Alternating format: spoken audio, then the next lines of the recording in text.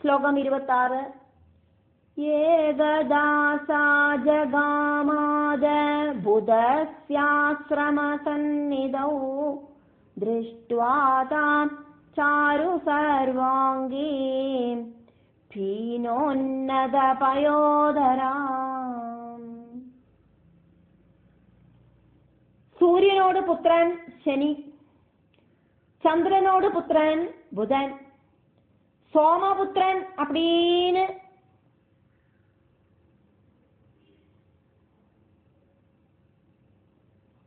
புதனை சொல்லறதுண்டு. சௌமியவாசரம் அப்படின்னு சொல்லுவோமே, புதவாசரம் அப்படின்னு. சோமன் ஜனன சந்திரன் அப்படின்னு அர்த்தம். அப்போ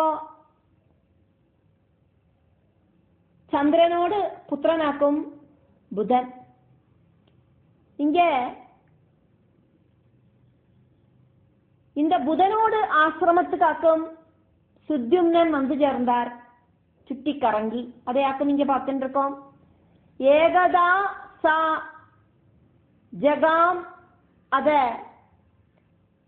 புதஸ்ய ஆசிரம சந்நிதௌ திருஷ்டுவா தாம் சாரு சர்வாங்கீம் பீன உன்னத பயோதராம். ஏகதாசா ஜகாமாத புதஸ்யாஸ்ரம சந்நிதௌ திருஷ்ட்வா தாம் சாரு சர்வாங்கே பீனோன்னத பயோதராம். அப்படி சஞ்சரிச்சுட்டு இருக்கிறத ஒருக்கா அந்த சுத்யும்னன் அப்படிங்கிற பொன்னாயிட்டு மாறினவன் இப்ப இளையாயிட்டு மாறியாச்சு மறுபடியும். அதையாக்க நம்ம பார்த்துட்டு இருக்கோம். എന്നിട്ടാക്കமே வனங்கள் சுற்றும் இப்படி சுற்றி நடந்துட்டு இருக்கான், பொன்னாயிட்டு மாறிட்டு. இப்போ அந்த பொன்னான இலை புதனோடு ஆசிரமத்துல வந்து சேர்ந்தா, சுற்றி கரங்கி.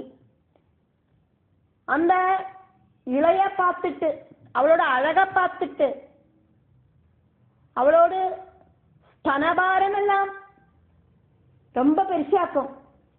அந்த ஸ்தனபாரத்தோடு கூடின சர்வாங்க சுந்தரியான இளைய பார்த்துட்டு இந்த புதனுக்கு மனசுக்கு ஒரு அட்ராக்ட் தோணித்து. அதையாக்கும் இங்க சொல்லப்படுறது. அதனாலேயாக்கும் இங்க சாரு சர்வாங்கி பீனோன்னத பயோதராம் அப்படின்னு எல்லாம் சொல்லி இந்த இளைய வர்ணிக்கப்பட்டிருக்கு. அந்த அளவுக்கு அவள் ரொம்ப அழகி அப்படின்னு அர்த்தம். சாருனா அழகு, சர்வாங்கி சர்வ அங்கங்களிலேயும் அவளுக்கு அழகு அப்படின்னு அர்த்தம். அப்படி இருக்கிற அந்த அழகிய திருஷ்டுவா பார்த்துட்டு, புதனோடு ஆசிரமத்தில வந்து சேர்ந்த அந்த அழகிய பார்த்துட்டு, இப்படி ஒரு அழகி நம்மளோட ஆசிரம வாசல்ல வந்து நிக்கிறாளே அப்படின்னு பார்த்துட்டு, ஸ்லோகம் 27. பிம்போஷ்டீம் குந்ததசனாம் சுமுகீமுல்பலேட்சணா அனங்கசரவித்தாங்க சகமே பகவான் புத.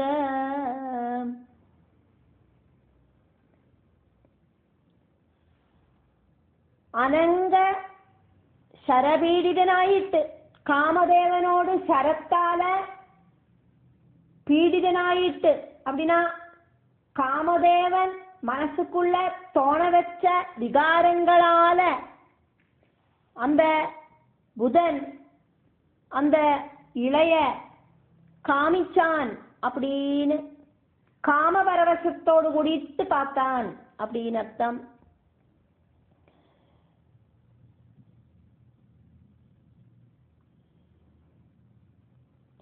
குந்ததசனாம் அப்படின்னா முல்லமுட்டுக்கு துல்லியமான பல்லு இருக்காம் அவளுக்கு.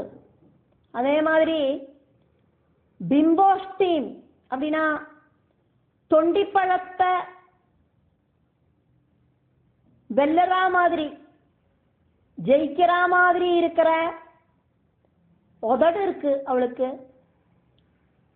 அதே மாதிரி அழகியா இருக்கா, சுமுகியா இருக்கா. அந்த உல்பலேட்சணம் அப்படின்னா நீல தாமரை கண்ணு இருக்கிற மாதிரி இருக்கிற அந்த இலை, அவளை பார்த்துட்டு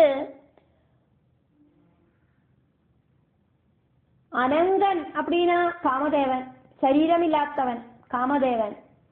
அந்த காமதேவனோடு சரங்கள் தரச்சு அப்படின்னு சொன்னாக்கா காம பரவசனாயிட்டு இந்த புதன்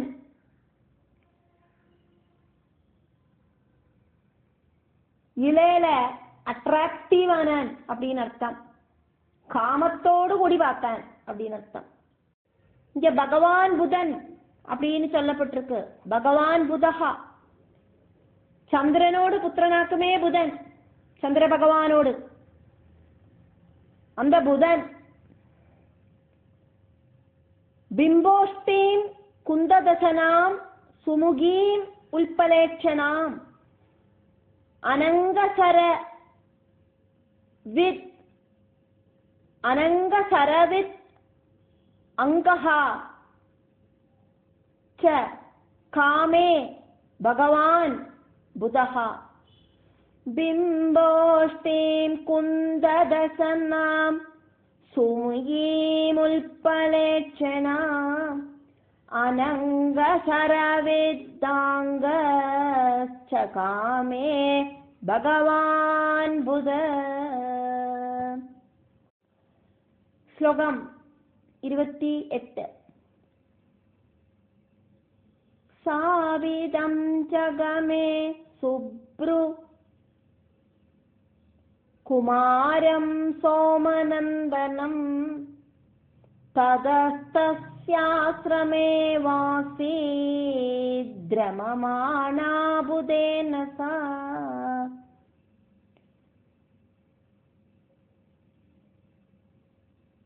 சுத்யும்னனாக்கும் நான் அப்படிங்கிற நினைப்பே மறந்து போன அந்த சுத்யும்னன் இளையாயிட்டு மாறிட்டு நடந்துட்டு இருக்க வாக்குமே சேரான். அந்த இளை புதனை திருமணம் பண்ணியிருந்தான்.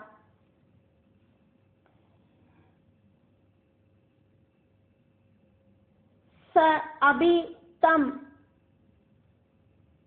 ச காமே சுப்ருஹு குமாரம் சோமநந்தனம் ததஹ தஸ்ய ஆஸ்ரமே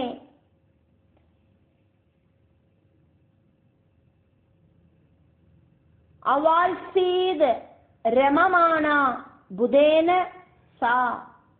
சாபிதம் சகாமே சுப்ரு குமாரம் சோமநந்தனம் ததஸ்தஸ்யாஸ்ரமே வால்சீத்ரமமாணா புதேன சா. இந்த சுத்யும்னனுக்கு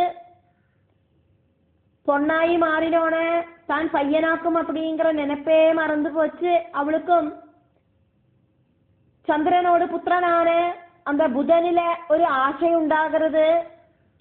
அதனால புதனோடு கூடிட்டு சந்தோஷமாயிட்டு அந்த புதனோடு ஆசிரமத்துல இளை வசிச்சா அப்படின்னு. ஸ்லோகம் 29. அத காலேன கியதா புரூரவசமாத்மஜம் சதஸ்யாம் ஜனயாமாச மித்ரா வருண சம்பவா. இங்க மித்ரா வருண புத்திரனாயிட்டு அகஸ்தியனை பகவான் ஸ்கந்தன் கூப்பிடுறார். மித்ரா வருண சம்பவா அப்படின்னு. மித்ரா வருணர்களோடு புத்திரா அப்படின்னு அர்த்தம். அத காலேன கியதா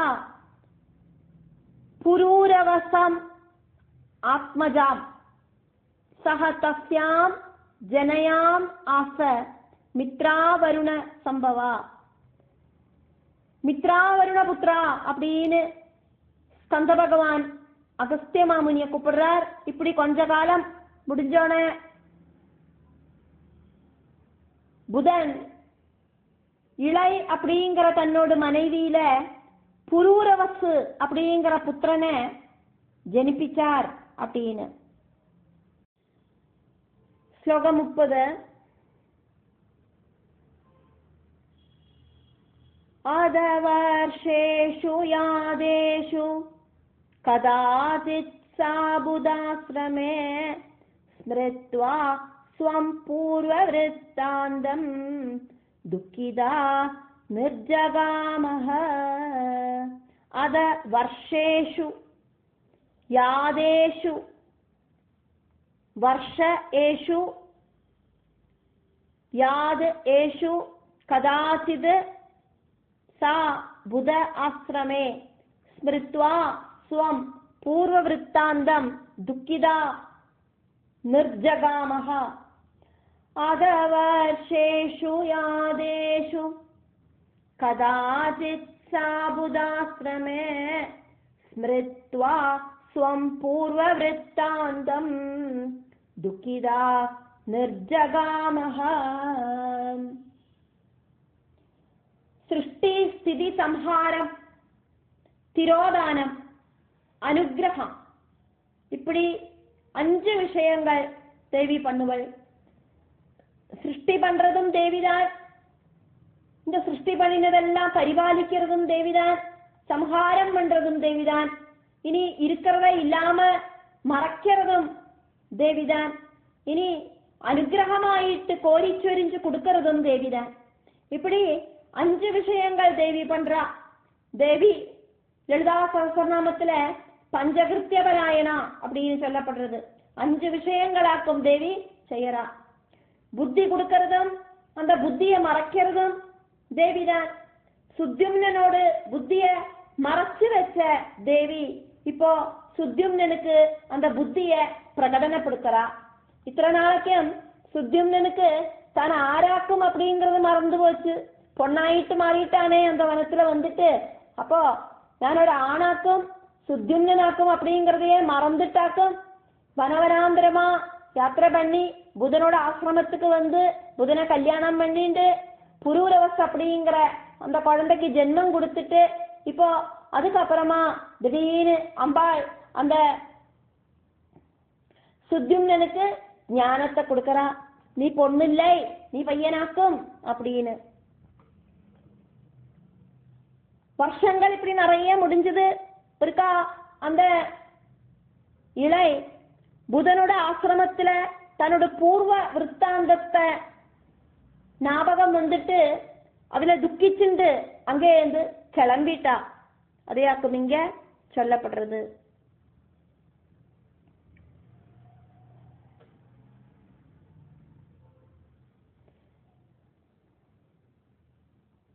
ஸ்மிருத்வா அப்படின்னா ஞாபகம் வந்துட்டு.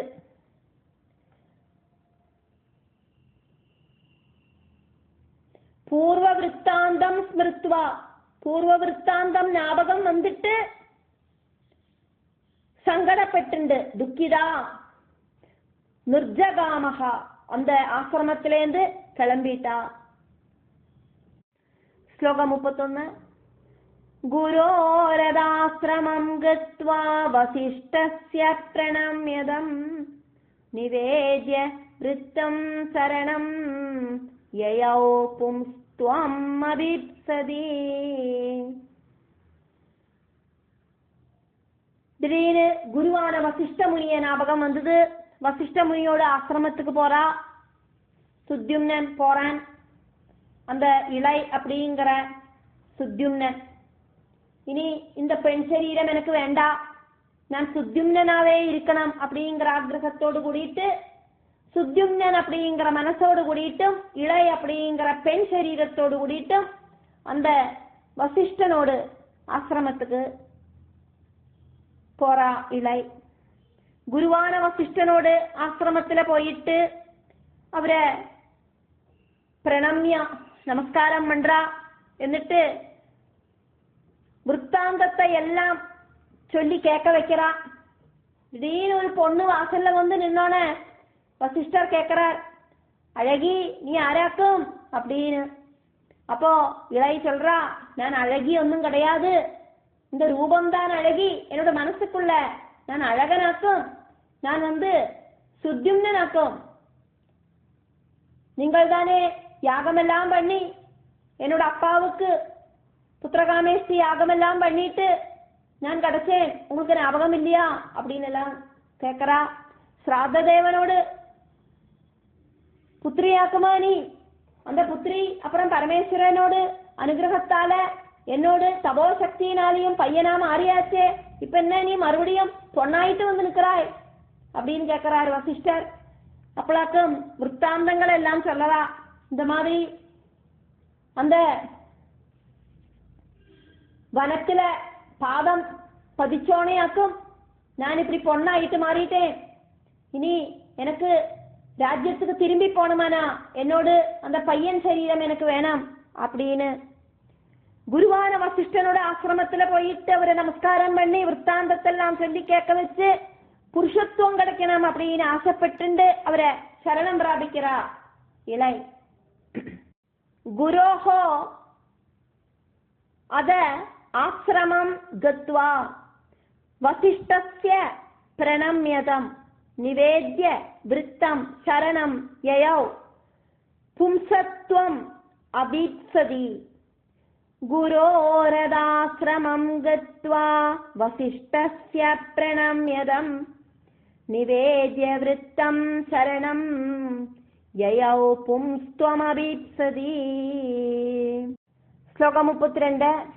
வசிஷ்டோ ஞாத விருத்தாந்தோ கத்வா கைலாச பர்வதம் சம்போஜ்ய சம்பும் துஷ்டாவ பக்தியா பரமயாயுத. வசிஷ்டः ஞாத விருத்தாந்தः கத்வா கைலாச பர்வதம் சம்போஜ்ய சம்பும் துஷ்டாவ பக்தியா பரமயாயுதः. வசிஷ்டோ ஞாத விருத்தாந்தோ கத்வா கைலாச பர்வதம் சம்போஜ்ய சம்பும் துஷ்டாவ பக்தியா பரமயாயுத. இப்படி இளை சொன்ன விவரங்கள் எல்லாம் நன்னா கான்சென்ட்ரேஷனோடு கூடி கிரகிச்சு வசிஷ்டன் கைலாச பர்வதத்துக்கு போனார். பரமசிவனை பூஜிச்சு பரமமான பக்தியோடு கூடிட்டு ஸ்துதிச்சார். ராஜாவோடு புத்திரனாக்குமே இந்த சுத்யும்னன். அதனால இந்த சுத்யும்னனுக்கு பொன்வேஷமாயிட்டு மாறிட்டான். அதனால அதை மாற்றி கொடுக்க வேண்டிய கடமை குருவான வசிஷ்டருக்கு இருக்கு. அதனாலயாக்கும் இங்க சுத்யும்னன் அப்படிங்கிற இளை போய் ரிக்வெஸ்ட் பண்ணினதும் பகவானே சரணம் அப்படின்னு கைலாச பர்வதத்துக்கு கிளம்பி போறார் வசிஷ்ட மகர்ஷி.